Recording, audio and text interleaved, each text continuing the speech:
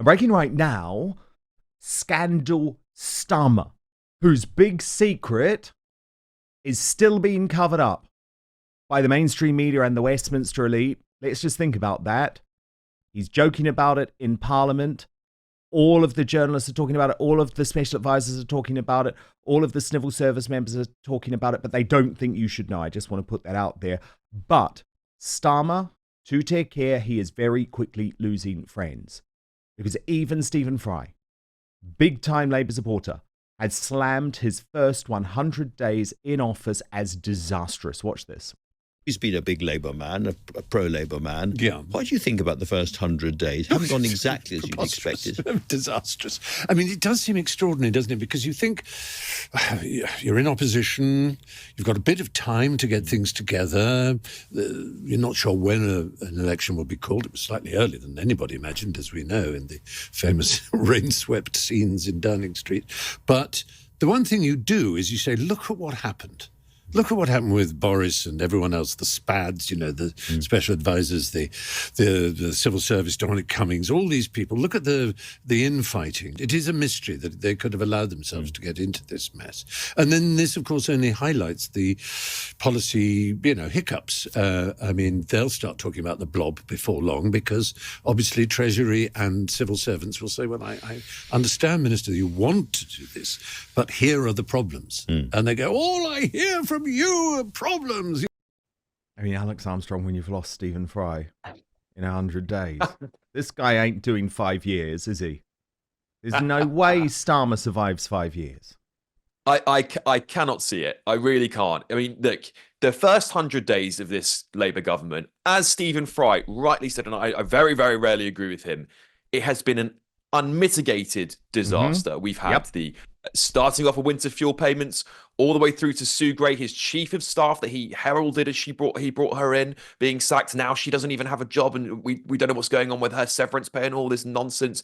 It has been an unmitigated disaster in number 10 behind closed doors, as well as on the front benches as well. So I cannot see a world where Labour, as a party with a majority who've only just got into power after being sent to the backwash for 14 years, are going to want to lose the next election. And I think you're going to see a challenge by someone like Angela Rayner, who's being very, very quiet as of late. I don't know if you've noticed, but I think you'll see that challenge happen in the next couple of years. But I think to do that, some big stories will have to break down. And I think you know which ones I'm talking about. And once the Reverend Starmer, the man of probity and who sat on his high horse for so long, is finally brought down to reality where he should be, I think the public will turn against him. Well, the thing that outraged me this week, because I know what these people in the Westminster swamp are like, they laugh at us. They laugh at ordinary folk. They treat us like fools. But I was absolutely dumbfounded that Starmer decided in PMQs to make a joke about the scandals that he is hiding. In case you missed it, this is what happened. Prime Minister. Well, I'm not sure just at the moment going to something that's labelled temptations is quite where I'd like to go. I mean, Charlie's handsome. It's extraordinary, isn't it? I mean, it's my kind of humour, so I did find that quite funny. I can't lie to you, but it don't look good. You are right. It doesn't look good. I think he doesn't have much self-awareness, does he, dear old Keir? And, like you said earlier on, when reality hits him, it's going to be, the shock that he needs, as Alex was saying, rather. I don't know. I find this all a bit theatrical. Me personally, I'm not actually that bothered about Keir's scandals because unless he's a murderer, a rapist, or a paedophile, I'm not entirely sure what we're worried about. If he's, the country's in disarray, the country's in bad shape. We shouldn't really be concerned about this right now. Maybe when the sun is shining, we can care about his private life. Well, the thing is, I do respect that position. I actually do respect that position. What my issue is hypocrisy. And the thing is, Alex, we had 5 years where the Labour Party, led by Keir Starmer, weaponised Boris Johnson's private life day after day after day. He was asked about it constantly.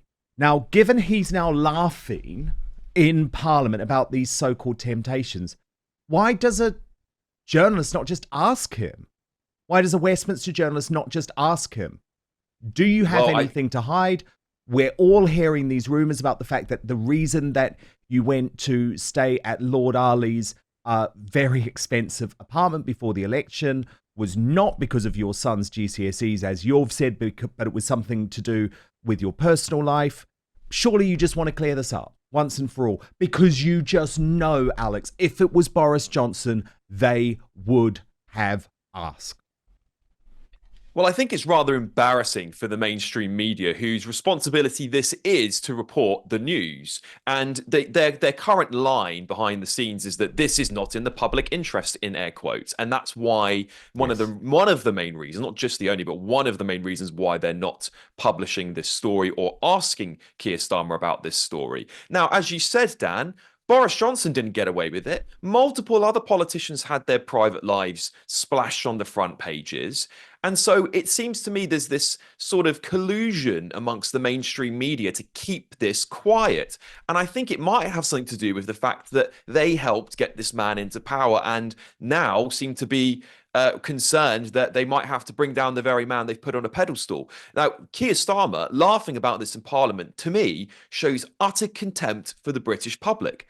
Utter contempt. If it was Boris laughing at the dispatch box, he'd be sat on the other side saying, this isn't a laughing matter, and making a complete and utter circus of it all. And so the reality is, and the British public will see straight through this, when this story does drop, they will see straight through this, and these clips will be brought up again. Let's face it, Dan, you're probably one of the first people ever in this country to break a story and put those videos out there with that context. And they'll be brought back up in the future. And the British public will look at him and say... mainstream media ignored it. I mean... Yep. I only saw GB News cover it. This happened in PMQs.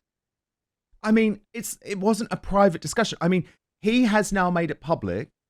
If any Westminster journalist had any respect for themselves and their profession, do you know what? They could simply ask Keir Starmer if they're scared about doing anything else for legal reasons, because I know there are legal threats. Of course there are. But why don't they just say, Keir Starmer, you laughed about temptations in PMQs on Wednesday.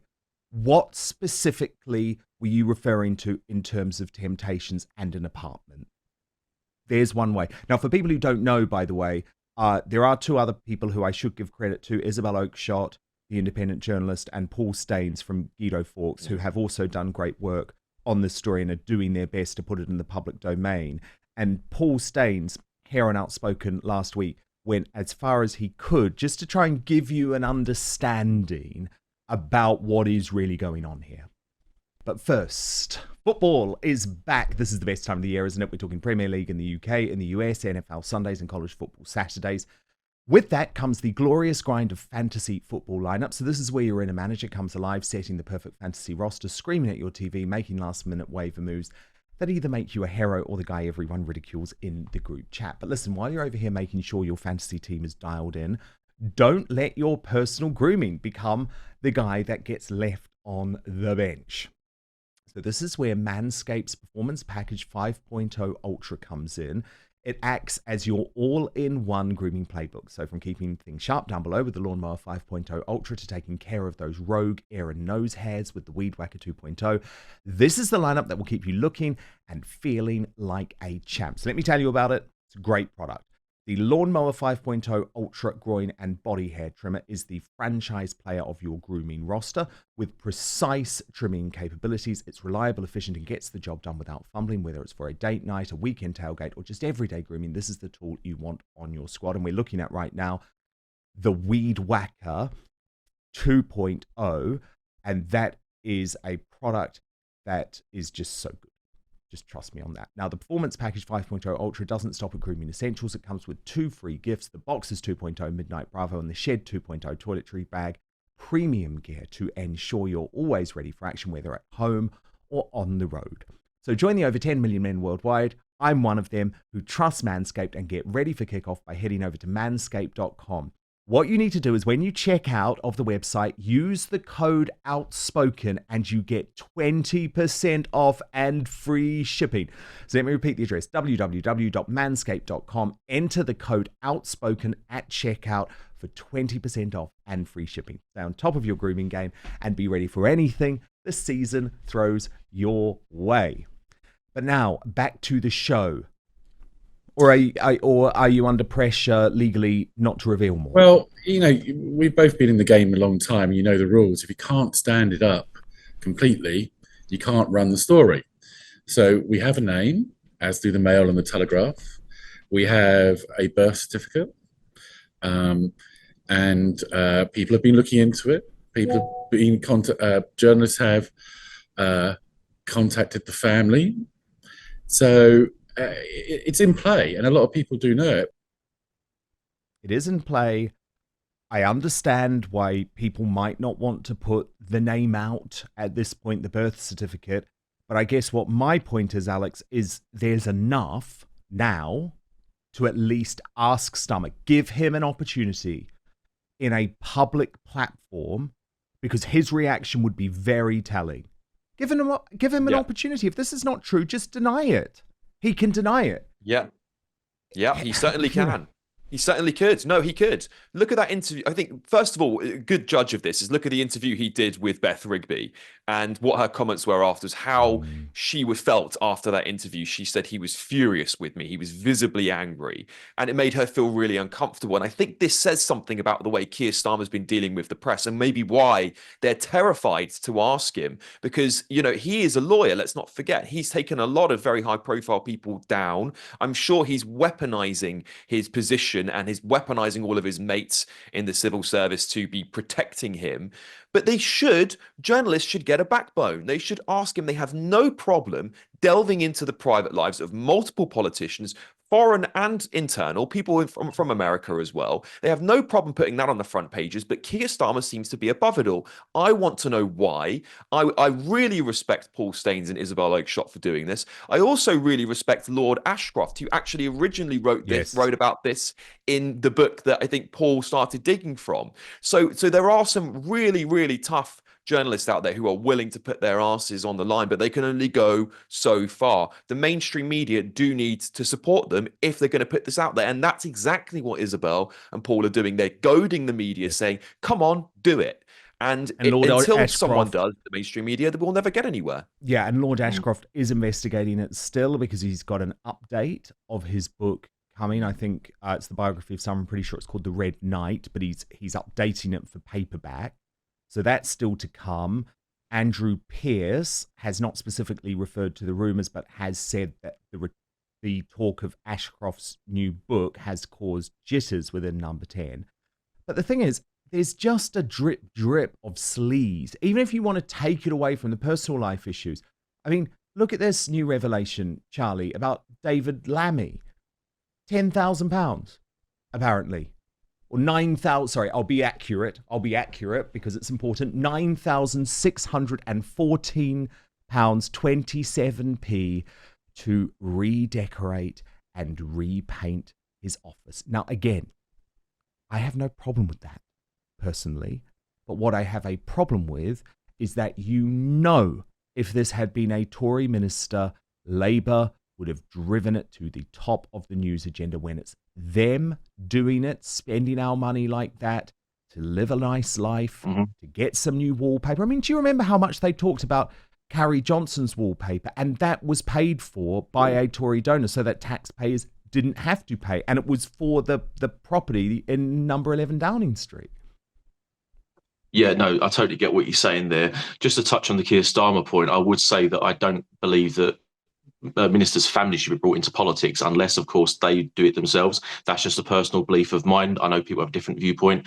Going on to what David Lammy has done with the decorating of his ministerial office, look, I would like to see the itemised billing of that close to 10 grand bill, because there's no way paint costs 10 grand.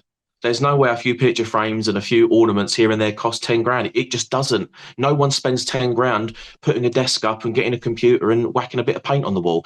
What I see with ministers and government in general is they think that they've got an endless amount of money coming in because we've got no choice but to pay taxes.